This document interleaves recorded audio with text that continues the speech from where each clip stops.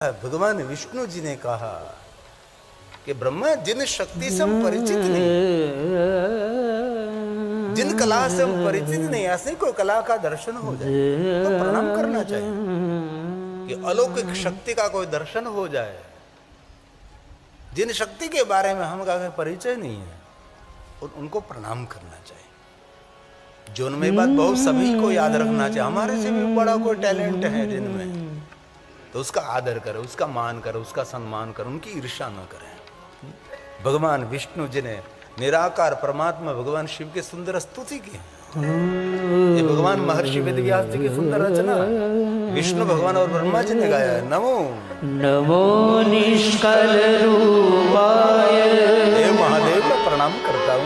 नमो निष्कल तेजसे, नमः सकल नाथाय, नमस्ते सकलात्मने, नमः सकलात्मने, हे महादेव नमः प्रणवाचार्य,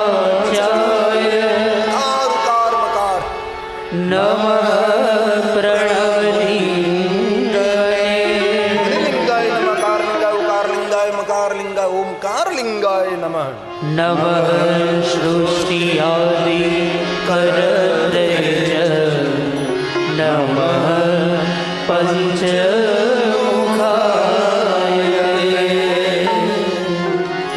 नमः पंचमुखाय। हे परमात्मा निराकार ब्रह्म मैं प्रणाम करता हूँ। पंच ब्रह्म स्वरूपाय, पंच कृत्याय ते नमः, आत्मने ब्रह्मणे तुभ्यं मदन्तं गुणशक्यते, सकला शंभवे गुरुवे नमः, सकला कलरूपाय शंभवे गुरुवे नमः, शंभवे गुरुवे नमः। ये स्तुति ब्रह्मा जी और विष्णु जी ने साथ में गाया। अब ब्रह्मा जी बोले कि विष्णु हम दोनों महान बनने के लिए युद्ध कर रहे थे, हमारे से कोई महान है? अभी महान बनने के लिए ब्रह्मा जी की संतुष्टि नहीं हुई कि इतना अलौकिक एक तेज प्रकट हुआ, इतना प्रकाश प्रकट हुआ, इतनी सुंदर ज्योति प्रकट हुई, जिनकी स्तुति भी की, विष्णु भगवान के शब्दों में सुंदर निराकार का निरूपण भी कर दिया, तो भी ब्रह्मा के मन में एक अभी भी कुछ करेंगे। ब्रह्मा ने कहा, विष्णु जी नहीं बोले क्योंकि भगवान विष्णु सतोगुणी है। रजोगुणी को बहुत सारा आइडिया आता है, ये करे ये करे ये करे ये करे। सतोगुणी शांत रहता है, तमोगुणी कुछ भी करने के लिए तैयार हो जाता है। तब ब्रह्मा ने कहा, विष्णु हम दोनों इस अग्निस्तंभ का अंत लेने के लिए जाएंगे। क्यों? अग्निस्तंभ का अंत लेकर जो वापस आवे वो भगवान, वो महान, उनकी पूजा होगी, उनका अर्चन होगा। अभी भी महान बनना है उनको। इतनी महान शक्ति का दर्शन हुआ तो भी उनके मन में एक अभी भी मैं कुछ कर सकता हूं। विष्णु भगवान ने कहा, ब्रह्मा जी आप जो कहें। तो ब्रह्मा ने कहा कि मेरे पर ऊपर एक मस्तक है पांचवा, इसी में ऊपर जाने में ठीक से जा सकता हूं, इसलिए मैं इस अग्निस्तंभ का अंत लेने के लिए आकाश मार्ग की ओर जाऊं। ब्रह्मा ने कहा, कोई बात नहीं, आप आकाश की ओर जाओ तो मैं पाताल में जाऊं। भगवान विष्णु पाताल की ओर गए। वाराह कल्प का वर्णन किया गया, वाराह रूप लेकर गए। वाराह अवतार की भी महिमा है, वाराही देवी भी है। जितने देवता प्रकट को हुई इतने देवियां भी प्रकट हुई, जितने शिव है इतनी शिवानी भी है। काली तो सामने महाकाल है, महेश्वर तो महेश्वरी है, महादेव तो महादेवी है, शंकर तो शंकर ही है। सनातन तो सनातन ही है, जितने देव है इतने ही देवी भी है। तो विष्णु भगवान तो एक कल्प तक नीचे गए, कोई अंत न मिला, तो विष्णु भगवान तो वापस आ गए नेति नेति बोलकर। परंतु ब्रह्मा जी आकाश की ओर जा रहे हैं। ब्रह्मा जी को आते हुए देखकर भगवान शिव जी ब्रह्मा को देखकर हंसने लगे, और हंसते हंसते भगवान शिव जी ने अपना मस्तक हिलाया। ऐसी एक कथा शिव महापड़ ग्रंथ में, जो महाशिवरात्रि के बारे में, इनमें ही कथा का मूल है। तो शिव जी मस्तक हिलाने लगे तो मस्तक पर जटा, जटा के ऊपर केवड़ा का पुष्प, केत के पुष्प नीचे गिरने लगा। नीचे क्यों गिरा भाई? शिव जी ने बराबर जटा में रखा नहीं होगा? उनका भी कोई आध्यात्मिक अर्थ महात्माओं ने, आचार्यों ने किया है। जब भगवान शिव जी ब्रह्मा को देखकर अपना मस्तक हिला रहा था, मुस्कुरा रहे थे, तब जटा के ऊपर बैठा हुआ केत की पुष्प वो भी मन में अभिमान कर रहा था, क्योंकि भगवान एक काम नहीं करते, बहुत सारे साथ में काम कर सकते हैं। तभी केत के पुष्प के मन में भी एक अभिमान का एक भाव प्रकट हो रहा था कि मैं कितना फूलों की जाति में, पुष्पों की जाति में श्रेष्ठ हूं। तो कोई पुष्प यहाँ शिव जी के जटा पर नहीं, मैं शिव जी के जटा पर बैठा हूं। ऐसे मन ही मन फुला रहा था, मन ही मन अभिमान कर रहा था। इसी समय भगवान शिव जी ने मस्तक हिलाया और ऊपर से केत के पुष्प नीचे गिरने लगा। तो आचार्य लोग उनका अर्थ करते हैं कि कोई अपनी बुद्धि, अपनी कार्यकुशलता, अपने सुगंध महक प्रतिष्ठा के द्वारा इतनी प्रतिष्ठा पाले कि उनका स्थान शिव जी की जटा पर हो जाए, शिव जी के जटा पर बैठ जाए, और वहां बैठकर जो अभिमान है तो वहां से भी गिरने का भय रहता है। तो तात्पर्य ये कहने का है कि शिव जी की जटा पर हमको स्थान मिल गया, वहां भी अभिमान हमको सुरक्षित नहीं रहने देता। तो धरती पर जो अभिमान कर रहा है उनकी सुरक्षा कैसे हो सकती है? ये उनका एक तात्पर्य आध्यात्मिक अर्थ है। ऊपर से केत की पुष्प नीचे आ रहा है, ब्रह्मा जी को मार्ग में मिला। ब्रह्मा ने पूछा कहां से आ रहा है? केतकी ने कह दिया, कहा मुझे पता नहीं, ऊपर से नीचे आ रहा हो, बस इतना ही पता है। हमारा जन्म हुआ है, लेकिन कहां से आ रहा हूं मैं पता नहीं। ब्रह्मा ने पूछा तो मैं ऊपर जा रहा हूं। क्यों? अग्निशम का अंत लेने के लिए। क्यों अंतने के लिए? मैंने और विष्णु ने निर्णय लिया कि जे को अग्निशम का अंत लेकर आवे वो महान हो, भगवान, उसकी पूजा आरती होगी। केतकी पुष्प ने स्पष्ट कह दिया कि उसका कोई अंत नहीं हो, तो सब कुछ अंत रहित है, वापस चलो, कोई अंत नहीं होगा, आपका अंत हो जाएगा। ब्रह्मा ने कहा वापस जाने में मुझे कोई तकलीफ नहीं, परंतु मैंने, विष्णु ने निर्णय लिया है कि जो कोई अंत लेकर आवे वो महान हो, भगवान होगा। लेकिन मैं ऐसे जाऊंगा तो मुझे कुछ, मेरे जीवन का कोई अर्थ नहीं रहेगा। तो एक मेरा काम कर सकता है? बोलो ब्रह्मा। मुझे विष्णु भगवान पूछे कि अग्निशम का अंत ले लिया, तो मैं कहूंगा हाँ मैंने ले लिया। और मेरी बात पर विश्वास और भरोसा न रखे तो मैं कहूंगा केतकी को पूछो। तो आपको पूछे तो आपको मेरे लिए झूठ बोलना पड़ेगा। प्रथम तो केतकी ने कहा केवड़े के पुष्प ने, मैं झूठ नहीं बोल सकता। इतने महक, इतनी सुगंध, इतना सुंदर भगवान के मस्तक पर स्थान मिला, मैं कैसे झूठ बोल सकता हूँ? तब ब्रह्मा जी ने एक प्रयोग किया, लालच में केतकी को नाखा, राजनीति का प्रयोग। प्रजा को लालच में नाखो और हासिल करो पद। ये ब्रह्मा जी का प्रयोग, ब्रह्मा नीति का प्रयोग। सांबल केतकी, मुझे पता है तो शिव जी के मस्तक पर रहता है, परंतु एक बार तो मेरे लिए झूठी गवाही कर, तो मैं इस पूरे विश्व का भगवान बन सकता हूँ। और एक बार मैं भगवान बन जाऊं, जो तू कहे वह सब कुछ मैं कर सकता हूँ। और केतकी की बुद्धि भी भ्रष्ट हुई। झूठे लोगों का संग करने से झूठ बोलने की आदत पड़ती है, बुरे लोगों का संग करने से बुरी आदत पड़ती है। जिनके साथ रहते उसका वान नहीं आता, लेकिन हान आने लगती है, उनके लक्षण हमारे जीवन में आने लगता है। इसलिए संग करने में बहुत सावधानी जरूरी है। जीवन में कितने ऊंचे कुल में आपका जन्म हुआ, लेकिन संग दोष व्यक्ति को बर्बाद कर सकता है। कि तीन के कोई बात नहीं, आपके लिए हम झूठ बोलेंगे। ब्रह्मा और केत के नीचे आए, विष्णु भगवान खड़े थे। विष्णु भगवान ने सत्य का आश्रय लिया। विष्णु भगवान ने स्पष्ट कह दिया कि मैंने को अंत नहीं लिया है, धर्म न दूसरा सत्य समान। भगवान विष्णु जी ने सत्य का आश्रय किया।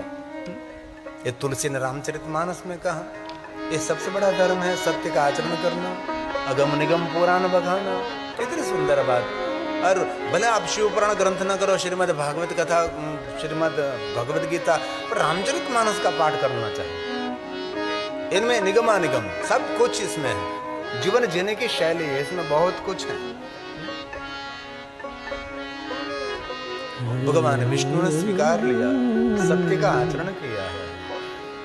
धर्म न दूसर सत्य समाना। ये तुलसी का प्रसाद, रामचरितमानस का प्रसाद है।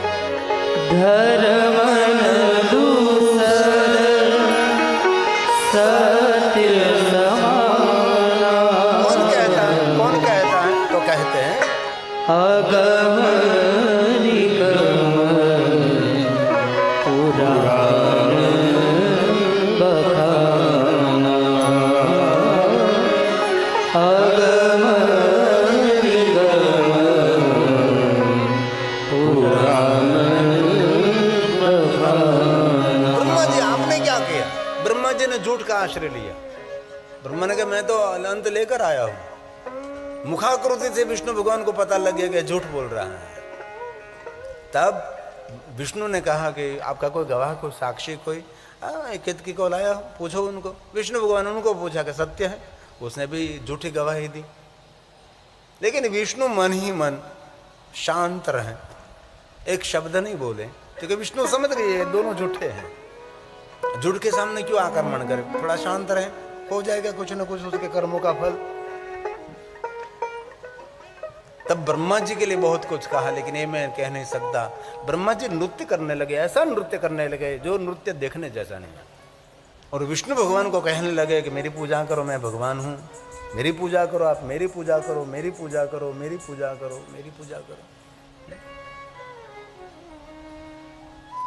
तब विष्णु भगवान ब्रह्मा जी की पूजा करने लगे। तब किसी को चिंता नहीं हुई, और धर्म को चिंता हुई। जब जब होए धर्म की हानि, एक धर्म को चिंता, ये झूठा व्यक्ति है, उसकी पूजा हो रही है, ये तुलसी का प्रसाद। जब जब होई धर्म की हानि। भारत जब जब होई धर्म की हानि। बाहरी असुर अधम अभिमानी। बाहरी असुर अधम अभिमानी।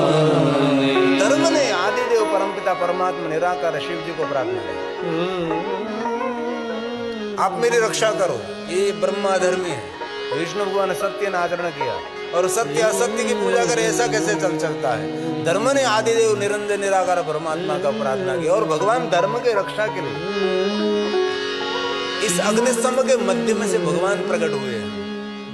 क्यों प्रकट हुए? धर्म की रक्षा के लिए प्रकट हुए, धर्म की रक्षा के लिए। यदा यदा हि धर्मस्य ग्लानिर्भवति भारत। अभ्युत्थानं धर्मस्य तदात्मानं सुजाम्यहम्।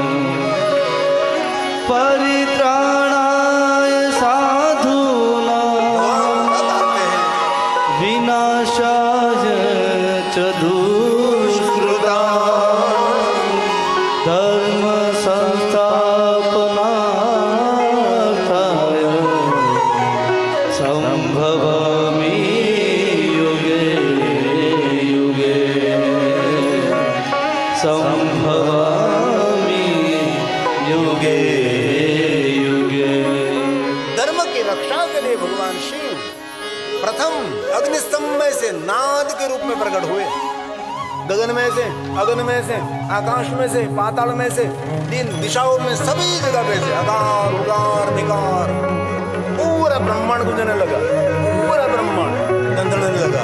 एक तरफ एकार उकार मकार मध्यवर्ती नाद प्रकट होने लगा। पूरे ब्रह्मांड गुंज गया। ओमकार बिंदु संगतम नित्यम ध्यायन्ति।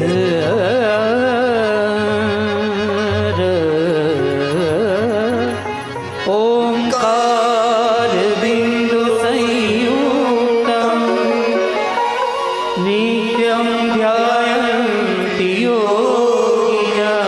भगवान नादलिंगाय नमः, ध्वनिलिंगाय नमः, कारलिंगाय, उकारलिंगाय, मकारलिंगाय, सूक्ष्म प्रणवलिंगाय नमः, ओमकारलिंगाय नमः।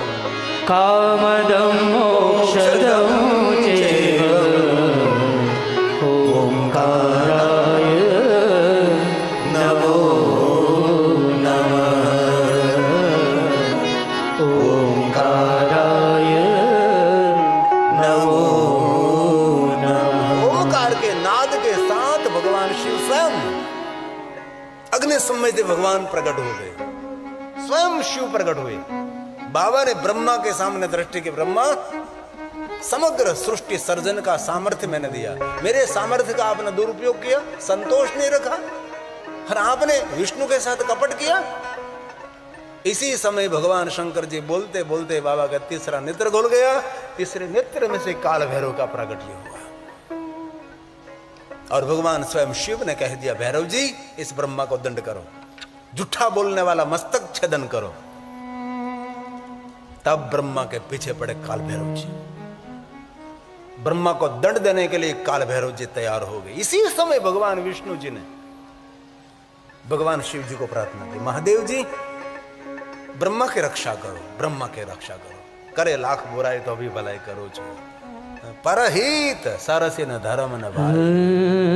तुलसी ने कह दिया दूसरों पर उपकार करना, हमारा पर अगर अपकार करे तो भी उन पर उपकार करना, हमारा कोई हित करे तो भी उसका हित करना, वही साधु स्वभाव है। ये तुलसी की चौपा है। परहित सरिस धर्म नहीं भाई। तुलसी ने वचन दिया, उससे बड़ा धर्म क्या हो सकता है? जिनके पास कुछ भी अपेक्षा आशा नहीं है, लेने की कोई भी अपेक्षा नहीं, तो भी परोपकार। रास्ते पर जाते और कोई भूखा व्यक्ति रास्ते में आगे उसको भोजन करा दो, कोई इनके से लेना देना नहीं है। लेकिन ध्यान रखना, हमारे रास्ते में कहीं जा रहे हो तो ऐसे गाड़ी खड़ी नहीं रखना चाहिए। मैं एक बार मध्य प्रदेश में कथा के लिए जा रहा था और मैराथन में एक रास्ते में जाता हूँ, ऐसा कोई कपड़े बिना कोई किसी को मिला, कोई चप्पल बिना मिला, कोई भूखा मिला तो मैं गाड़ी खड़ी रखकर उसको भोजन कराता हूँ, कुछ न कुछ उसको देता हूँ। तो एक बार मैं जा रहा था ऐसे जंगल में से, पहाड़ों के बीच में से, तो मैंने दो बेटे और एक भाई, एक दादाजी को देखा, कपड़े दी थे अंग पर। तो मैं तो गाड़ी खड़ी रखी और मैं तो नीचे उतरा, तो वो लोग तो कुछ बोलने लगे और दूर दूर भागने लगे। बाद में मुझे पता लगा कि ये लोग बहुत भयंकर होते, 2-3 थे और ज्यादा होते तो मुश्किलें में चढ़ गए, इसलिए ध्यान भी रखना चाहिए। बाद में मैंने जो दिया था वो सबको दिया, वो उसके भाषा में कुछ बोल रहा था और खाने का मैंने छोड़ दिया, कपड़े छोड़ दिए वहाँ, और मैं गाड़ी में बैठ गया। बाद में धीरे धीरे वो आया और उसके साथ एक लाकड़ी थी, उससे ऐसे किया, बाद में उससे लिया। ये भी ध्यान रखना चाहिए। जिनके पास से कुछ भी अपेक्षा नहीं है उनका काम कर देना वही परोपकार है। इसीलिए तुलसी ने गाया, परहित सरिस धर्म नहीं भाई। एक बात करो, कोई काम करो उसमें वाहवाही छुपाई है ना तो भी परोपकार नहीं है वो। कई लोग बहुत बड़ा काम करते हैं लेकिन उसकी वाहवाही की बहुत इच्छा होती है उनको, वाहवाही हो जाए, हमारी जय जयकार हो जाए। नहीं नहीं, ऐसा कभी नहीं।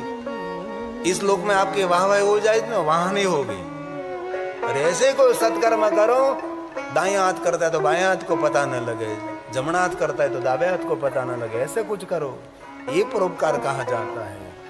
परहित सरिस धर्म नहीं भाई। पर पीड़ा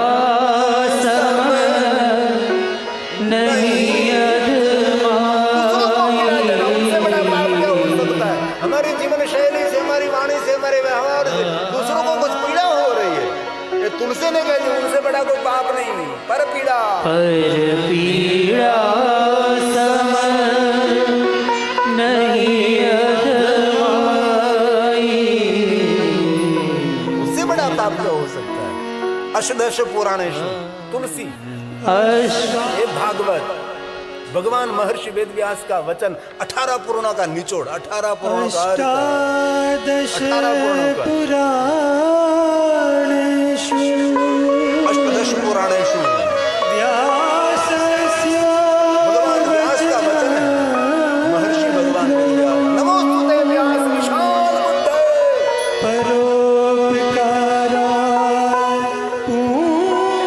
परोपकार कहते हैं, ऐसा कोई पुण्य नहीं है।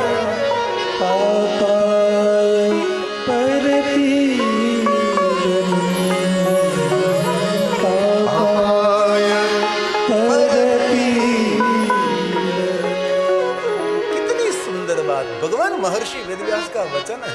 नमोस्तुते, नमोस्तुते व्यास विशाल बुद्धे व्यास भगवान का है।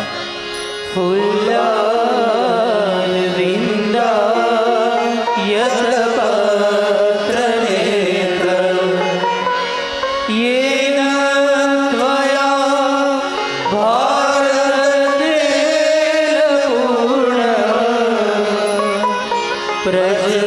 प्रज्वालितो ज्ञानमय प्रदीपः प्रज्वालितो ज्ञानमय प्रदीपः। भगवान विष्णु जी ने महादेव को कहा, काल भैरव को वापस बुलाओ, ब्रह्मा का हित करो, ब्रह्मा कल्याण करो, ब्रह्मा का सुख करो। जिन ब्रह्मा जी ने कपट किया था विष्णु भगवान के साथ, तो भी भगवान विष्णु जी ने ब्रह्मा की रक्षा के लिए प्रार्थना की। इसी समय तो काल भैरव ने ब्रह्मा के एक मस्तक का छेदन कर दिया था। ब्रह्मा जी रक्त वर्ण थे तो काले हो गए, क्योंकि ब्रह्म हत्या करी। उनकी भी बहुत बड़ी कथा है काल भैरव जी की, और काल भैरव की महिमा भगवान विष्णु ने गाई है। और जितने महादेव के भक्त है उसके रक्षक काल भैरव हैं। इसलिए कहीं भी शिवालय होगा वहां काल भैरव का स्थान रहता है। कोई ऐसा शिव स्थान नहीं जहां काल भैरव नहीं है, इसलिए काल भैरव से कभी डरना नहीं है। और हमारे विद्वान आचार्य जब शिव की पूजा कराते हैं ना, जो विद्वान होगा तो शिव पूजा के पहले काल भैरव की वंदना करते हैं। काल भैरव की वंदना करने के बाद महादेव की पूजा का प्रारंभ रहता है, क्योंकि शिव पूजा करने वाले और महादेव के भक्त के रक्षक ये काल भैरव रहते हैं। इसलिए बहुत सारे विचारधाराओं ने कोई देवताओं को निम्न दिखा दिया, निम्न नहीं दिखाना चाहिए। भगवान विष्णु की प्रार्थना से भगवान महादेव ने काल भैरव को रोक लिया, ब्रह्मा की रक्षा हुई। अब भगवान महादेव की कृपा बरसी विष्णु पर। धन्य है विष्णु, आप धन्य हैं। आप तो ब्रह्मा के दंड के लिए प्रार्थना कर सकते हो, और आपने तो ब्रह्मा की रक्षा के लिए प्रार्थना की। धन्य है विष्णु आप। मैं प्रसन्न हूं आपके व्यवहार से, आपकी बर्तन से, आपकी वाणी से, आपके विचारों से। भगवान पुष्पों से, बिलोपत्रों से, दूध से, पंचामृत से नहीं, भगवान प्रसन्न रहता है हमारे व्यवहार से। हमारा व्यवहार हमारी पहचान है। तलवार की धार उनकी पहचान है, हमारा व्यवहार हमारी पहचान है। भगवान शिव जी की प्रसन्नता उतरी। धन्य है विष्णु, धन्य है। मैं वरदान देता हूं, वचन देता हूं, मैं आज से आप मेरे समान रहो। इति देव पूरा प्रीति। देवता सभी देखते रहे, देवता देखते रहे, और देवता देखते रहे, और भगवान महादेव ने विष्णु को अपनी समानता दे दी। मेरे समान आप रहोगे। कितनी सुंदर बात। परोपकार करने से, व्यवहार से क्या व्यक्ति नहीं बन सकता। भगवान वेद व्यास बोले, इति देव पुरा प्रीतः सत्येन हरये परम। भगवान विष्णु ने सत्य का आचरण किया, शिव समान हो गए। क्या कहा भगवान ने? ददोष साम्यमर्थ देव संगे च पश्यति। देखना, देवता देखते रहेंगे। देव संगे च देव संग मतलब समूह देवताओं का देखते रहेंगे। और भगवान महादेव ने विष्णु को अपनी समानता दे दी। और अब भगवान शंकर जी कहते हैं, सुनिए विष्णु जी, मेरा कोई भक्त है और विष्णु आपका कोई अनादर करेंगे ना, उसके पुण्य का क्षय होगा। इसलिए महादेव के भक्तों को विष्णु का कभी अनादर नहीं करना चाहिए। तो यहाँ के शिवालयों में, बाकी दक्षिण भारत के शिवालयों में, सभी शिवालयों में शालिग्राम रहते हैं। शालिग्राम के बिना कोई शिवालय नहीं और शिवलिंग के बिना कहीं विष्णु नहीं।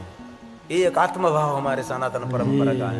हमने बाड़ा खड़ा कर दिए, संप्रदाय की विचारधाराओं ने अलग कर दिया।